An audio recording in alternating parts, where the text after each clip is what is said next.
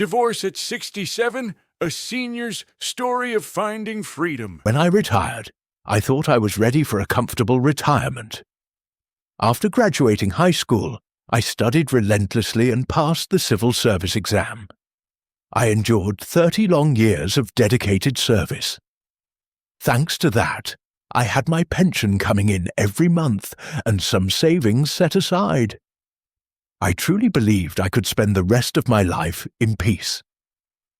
The morning I retired, I really thought that was it. No more morning commute preparations, no more watching my supervisor's every mood, just simple happiness with my wife. But reality was completely different. How much changed after retirement? If you subscribe and like this video, I'll tell you everything right now. The first month after retirement, from the moment I opened my eyes, my days started with criticism and complaints. After 30 years of waking at 6 a.m. for work, my body couldn't suddenly change. I still woke early. Reading the newspaper quietly and drinking a cup of coffee was my small happiness. But even that seemed to irritate my wife. What are you doing? Lounging around first thing in the morning? Now that you have nothing to do, you're just letting yourself go completely?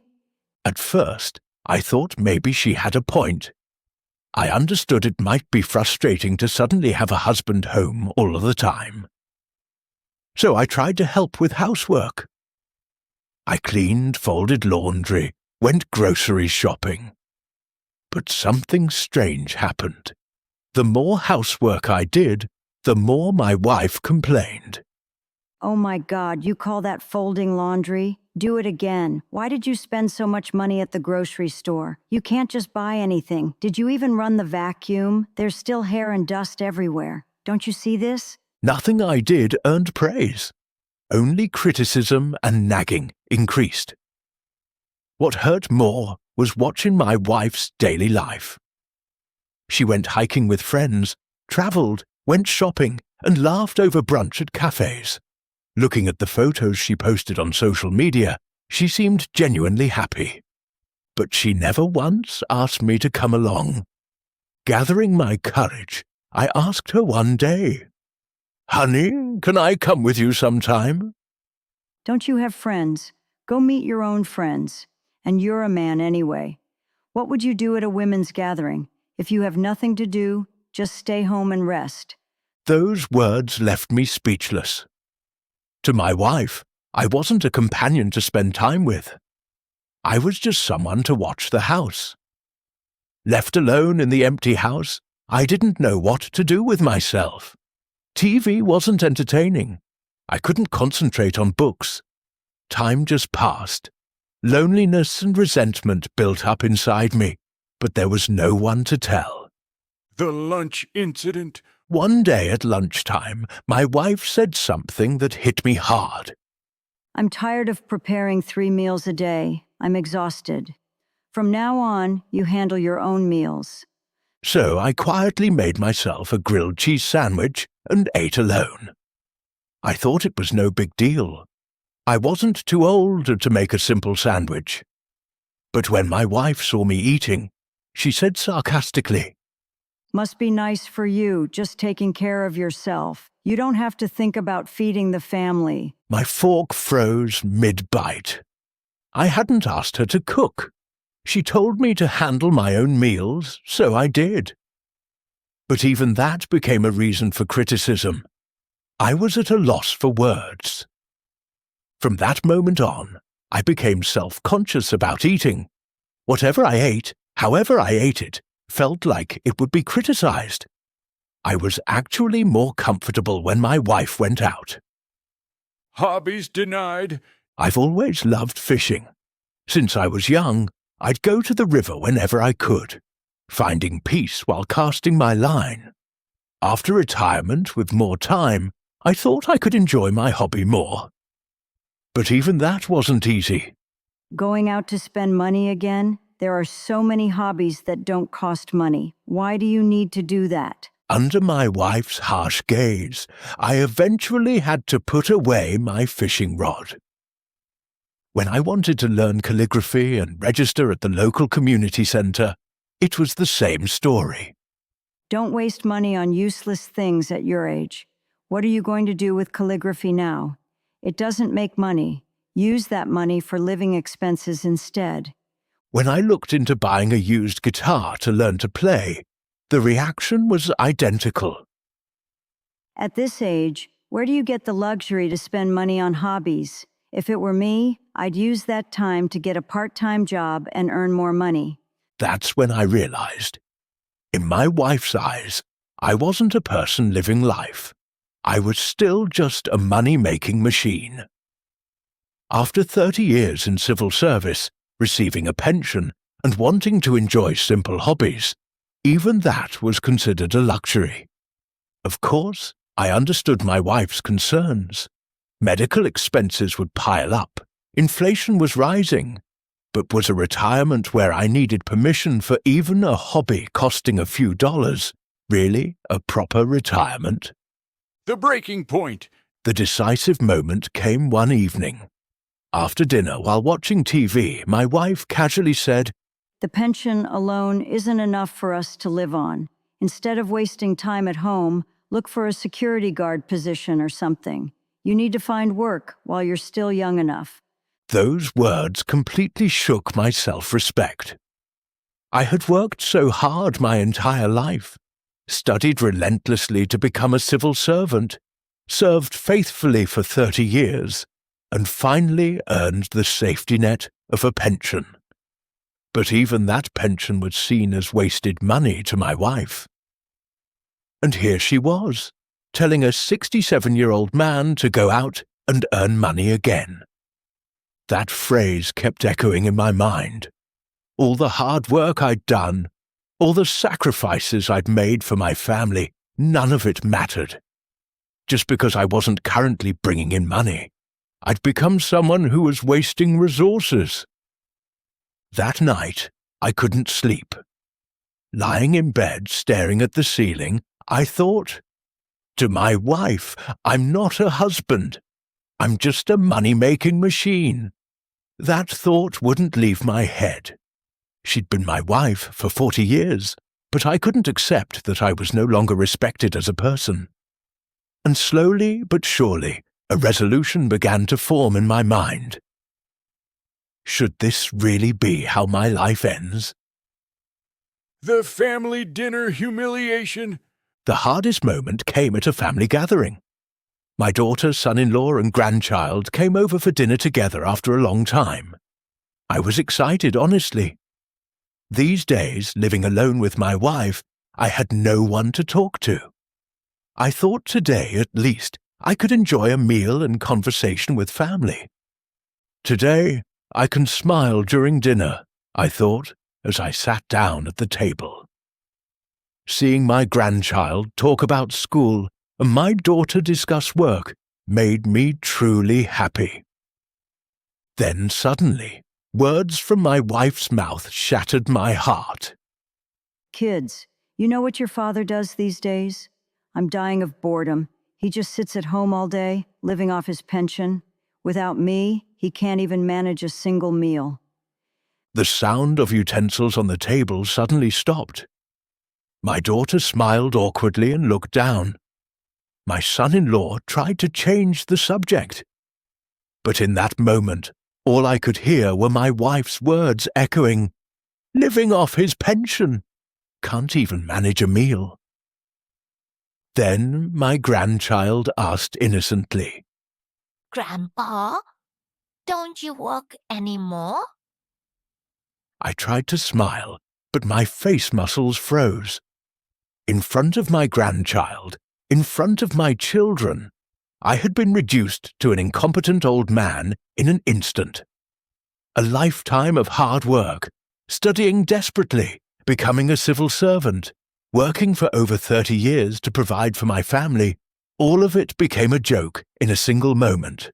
My daughter said carefully, Mom, maybe don't say things like that with the child here. What's wrong with what I said? It's the truth. He's still young enough, but he just lazes around the house like an old man. At that moment, I felt something break inside my chest. My wife's words weren't just complaints. They were a complete denial of my entire life. The meal ended awkwardly, and the family left early. That night, I truly couldn't sleep. Even with my eyes closed, my wife's voice echoed in my ears. After that day, only one resolution took hold in my mind. Is this marriage right for me? Wouldn't being alone be more comfortable? I seriously considered divorce. Calculating the cost of freedom. I knew I couldn't survive on emotions alone anymore. If I was really going to divorce, I needed to calculate realistically how I would live. That night, I began to assess my financial situation precisely for the first time. Opening my bank statements, I saw more savings than I expected. Money I'd accumulated bit by bit over 30 years of civil service. Could I live alone on this? I wondered. If I split the assets with my wife, half would go to her. My heart grew heavy. What would really be left in my hands? Could I even afford a studio apartment? How would I prepare for medical expenses? So I started drawing up a mental budget. I simulated selling the house, splitting it in half, and finding a small rental. Then I calculated monthly living expenses with my pension. It would be tight, but not impossible. In fact, it might be better than living on edge every day. At that moment, I realized, yes, if I split the assets in half, I'll have less, but at least I'll have freedom. If money runs short, I'll just live more simply. But I can't endure a life without respect any longer. That day, I wrote in my journal, even if I end up with less, I'm going to reclaim my life. When I put down my pen, strangely, my heart felt lighter. Though I'd saved for my family all my life, I was now ready to let go of half of it to find myself again. The trip that confirmed everything. A few days later, my wife announced she was going on an overseas trip with her friends. As she prepared, rushing around packing, she was more energetic than I'd seen her in ages. Multiple suitcases, picking outfits, fixing her makeup in the mirror, laughing excitedly on the phone with her friends. I couldn't remember the last time I saw her like that. But there was no consideration for me in that excitement. No apology, no concern. The day before she left, she said to me, I'll be gone for a week. You live on your own for once. Experience how well you can manage without me. I didn't make any food ahead of time. Didn't buy any side dishes either. Figure it out yourself. Order delivery, whatever. Do everything yourself so you'll finally understand how hard I work. Listening to her, I almost laughed. Instead of any hint of apology, she was treating this like a test. The way she spoke to me at the last moment, not as a husband, but as a burden to manage, that's when whatever affection or attachment I had left cleanly disappeared. Yes, now I can really end this. I told myself that as I watched her confidently walk out the door, dragging her suitcase behind her. My heart, strangely enough, felt light. Though I'd hesitated before because of all those years together, in that moment there wasn't a shred of doubt left. Seeing the lawyer. 2 days after my wife left for her trip, I finally went to see a lawyer. What brings you in today? For a long time, words wouldn't come. Ending a 40-year marriage, saying it out loud, was harder than I thought. I carefully began. I want to divorce my wife. I can't be with her anymore. Every day is filled with criticism and disrespect. She's even humiliated me in front of our family. I'm thinking about divorce and want to know if it's realistically possible. Your pension, savings, and real estate will all be subject to asset division. What's the situation with the house you're living in? It's in my name, but we've lived there together. Then the most realistic option is to sell it and split the proceeds. Half will go to your wife. Hearing that, my heart sank. Having to give up half of decades of accumulated assets felt unfair. But I quickly changed my mindset. Even if I give up half my assets, if it means gaining freedom, that's worth more. You'll need to find a place to live first. If you look into a studio or rental ahead of time, it'll be much easier. You should also think about how you'll tell your children. If you both agree to the divorce, it'll proceed smoothly. But if not, you might face bigger conflicts than expected. Leaving the lawyer's office, my steps felt oddly light. Though there were mountains ahead to climb, at least now I could see the path. The return and the final decision. When my wife returned from her overseas trip, the front door opened and she walked in wearing stylish clothes, carrying shopping bags. Her skin was tanned from the sun, but her expression was bright. But soon after, another storm of nagging began. How could you do it like this? Why is the laundry done this way? Did you even vacuum? The floor looks exactly the same. How nice it would be to come home from a trip to a clean house. Oh, this is really terrible. She nitpicked everything. Not once did she say, "Did you do okay while I was gone?" I didn't respond. I just watched the shopping bags in her hands and the confident smile of someone who'd been on vacation. And in my heart, I made a promise. Today, no more delaying. Sitting across from each other at the table, my wife started listing everything from her trip. You know how nice the hotel was? My friend's husband paid for the whole trip and even picked her up from the airport. It's such a contrast to my husband. Before she could finish, I quietly spoke up. Honey, let's stop here. What? What did you say? Let's stop. What are you talking about? We've been together for 40 years. But I don't want to live a life where I'm not respected anymore. To you, I'm no longer a husband. I'm just a money-making machine. No matter what I do, it's never good enough for you. You even said you'd be more comfortable without me. I want to spend what's left of my life for myself now.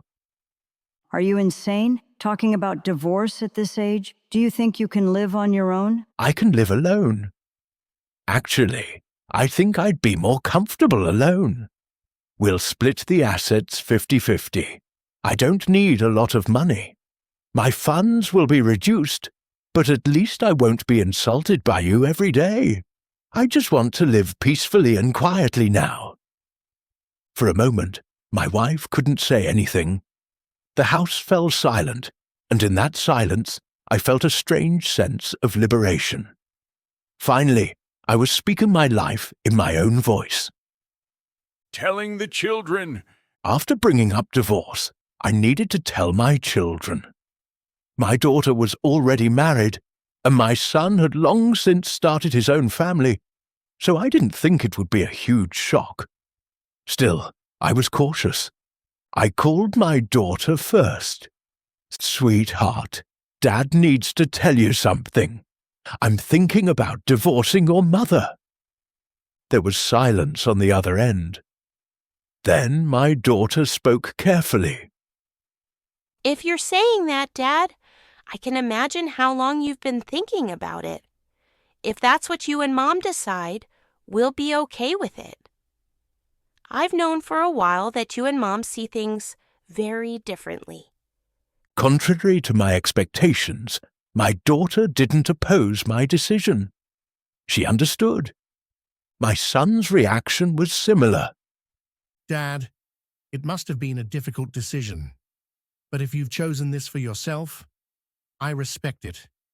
If you need anything, just let me know. Those warm words from my children made my heart feel lighter.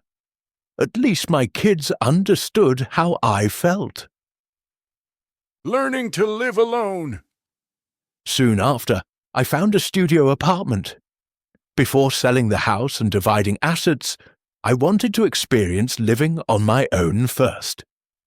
Through a realtor, I found a place. About 200 square feet with a small kitchen, bathroom and an old air conditioner. It wasn't fancy, but to me, it was the freest space in the world. But that's when the problems started. All the small tasks my wife had handled became huge obstacles for me. My daughter came over to teach me basic housekeeping, but everything felt foreign. Dad set the washer to this cycle and put the detergent here. I smiled and nodded confidently, but once I was alone, I messed up the washing machine and my clothes shrank. Rinsing rice and putting it in the rice cooker was clumsy too. Sometimes it came out mushy like porridge, other times hard as rocks. Even boiling ramen was now in my hands. Dad put the egg in boiling water. I remembered her advice and tried, but this time the broth overflowed and made a mess of the stove. Using the vacuum was hard at first, too. I thought I could just sweep lightly since the place was small, but dust piled up in every corner, making it stuffy fast. Managing the refrigerator was the same. Everything was awkward and difficult, but strangely, I enjoyed it. I could learn at my own pace, fail, and try again without worrying about anyone's judgment. Once, I ran the laundry wrong, and a white shirt turned pink. In the past, my wife would have scolded me. Now I just laughed it off and thought, next time I'll separate colors. I was learning independence in that small studio every day. Through daily inconveniences, I was also learning how to create my own life with my own hands. Finding purpose in work. At first, when my wife told me to go out and earn money, my heart sank and my self-respect crumbled. The idea of working again after retirement felt deeply insulting. But living alone in that studio, my perspective changed. Staying inside all the time felt suffocating. My body and mind grew heavier. What if I go out and move around a bit? Wouldn't that give me energy? With that mindset, I started looking for part-time work. That's when I saw a help-wanted ad at the neighborhood convenience store. 10 p.m. to 2 a.m., 4 hours, simple work. At first, I was scared. A 67-year-old working at a convenience store. I felt embarrassed, but once I started, it was surprisingly fun. All kinds of customers came in, each leaving small stories behind. Late-night college students heading to study, office workers grabbing beer after a long shift, and regular customers who'd stop to chat. Sir, I see you here a lot. Did you just start? When a young college student spoke to me warmly, I felt genuinely happy. Yes, I started recently. That's impressive. I wish my grandfather would do something like this. Those words made me feel proud of my work for the first time. To someone, this was something admirable. Sometimes a regular customer would come in and say warmly, "You're working hard at night. Take care of yourself." Those small kindnesses gave me strength. From these customers, I found energy for life. Just knowing I could still do this at my age made my heart race with excitement. Rediscovering hobbies. I also started doing things I'd put off while worrying about my wife's judgment.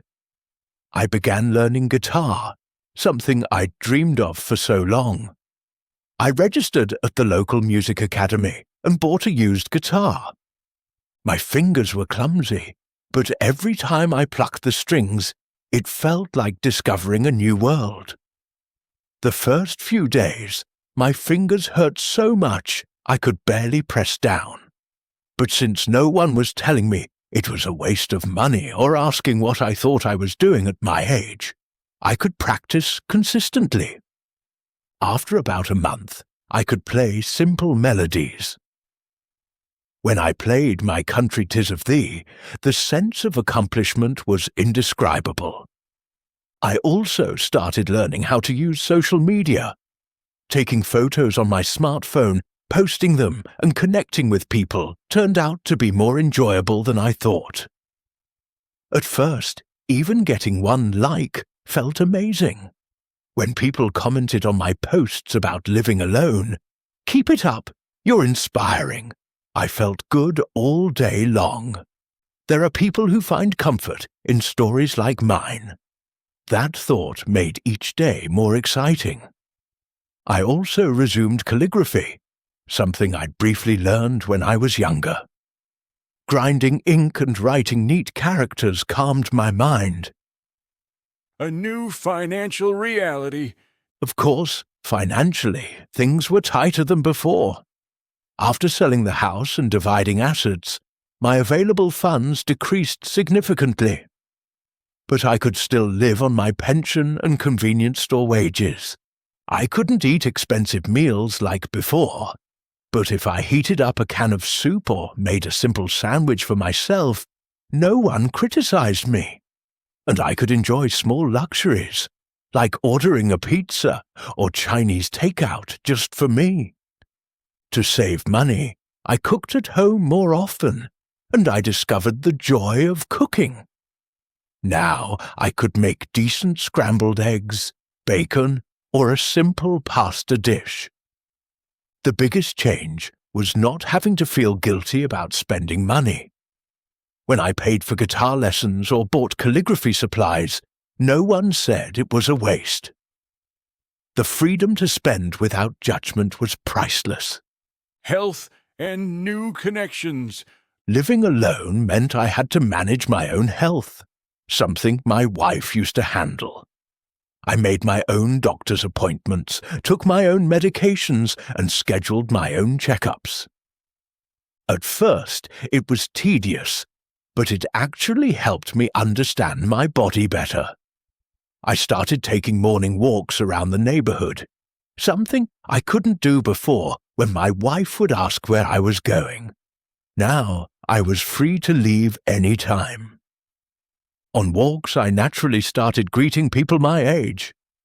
Sometimes I'd sit on a park bench and chat with them. Those small moments of connection meant a lot. Finalizing the divorce. When the divorce process officially began, we had to negotiate asset division. As expected, it wasn't smooth. At first, my wife thought I'd give up eventually. Snap out of it. She refused the divorce initially, but once she realized my resolve was firm, she focused on the assets. The house gets split 50-50, obviously. Same with savings, and the pension too. I've been doing housework all this time and never worked outside. Where am I supposed to go and what am I supposed to do suddenly? I agreed. We'd divide everything according to the law. Selling the house brought in more money than expected. Even after giving half to my wife, I had enough left for a small rental deposit with some cushion. We split savings 50-50 and settled separate accounts too. Dividing 40 years of accumulated wealth felt bittersweet, but also liberating. Unexpected connections. The most surprising part of living alone was meeting new people. I built good relationships with my co-workers at the convenience store, college students, homemakers, people of all ages. Talking with them was fun. Why are you doing this job? I answered honestly, I need the income. And staying home all the time felt suffocating. That's awesome. I wish my parents had that mindset. Young people looked at me more warmly than I expected. At guitar lessons, I made new friends too, people around my age. We'd practice together, sometimes grab coffee and chat. It's not easy to learn something new at our age. You've got courage. At first, it wasn't courage, I just wanted to try. Now I really enjoy it. These small conversations gave me vitality. My relationship with my daughter and son actually improved. Before, we only met when both parents were present. Now, we had separate time together. Dad, how are you doing? I'm fine, actually more comfortable. That's good. We'll take care of Mom. You enjoy your life, Dad. My kids had been watching all along. They'd felt uncomfortable during those years too. If you're happy, Dad, we're happy too. Let us know if you need anything. My relationship with my grandchildren improved as well.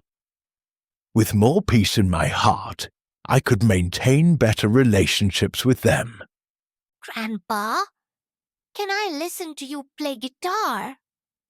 Watching my grandchild listen to my clumsy playing brought pure joy. The value of solitude. Most of all, I didn't realize how precious time alone could be. From the moment I woke up and planned my day, I felt joy. No one's permission needed, no judgment. If I wanted to read, I could read all day. If I wanted to watch movies, I could watch until late at night. Simple daily freedoms, but I realized how precious they were. Evenings were especially nice. Coming home after my convenience store shift in the early morning hours, washing up briefly, and drinking warm tea while reflecting on my day, that quiet time was my most peaceful moment. 1 year later. A year has passed since the divorce. Looking back, so much has changed. My guitar skills improved. I can now play beyond children's songs, even some ballads. I've been working at the convenience store for a year now. What I thought was temporary has become part of my routine. It helps me maintain regular hours and gives me opportunities to meet people. My health actually improved too. Less stress means better digestion and deeper sleep.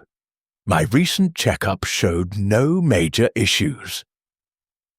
Advice for others. If anyone out there is in a similar situation, I'd like to share some advice based on my experience. First, simply enduring isn't always the answer. In relationships where you're not respected, both people end up unhappy. Try sincere dialogue first. If nothing changes, consider other options. Second, prepare financially. If you decide on divorce, calculate asset division, housing and living expenses in detail. Consult a lawyer. Third, learn to live independently beforehand. Cooking, cleaning, laundry. Learn basic life skills. It's not difficult. Fourth, don't fear new relationships. Living alone doesn't mean being lonely. You'll actually have more opportunities to build healthy connections. Fifth, cherish your own time. You'll realize how valuable time alone is. Start doing things you've always wanted to do. Closing. Looking back, divorce wasn't an easy choice.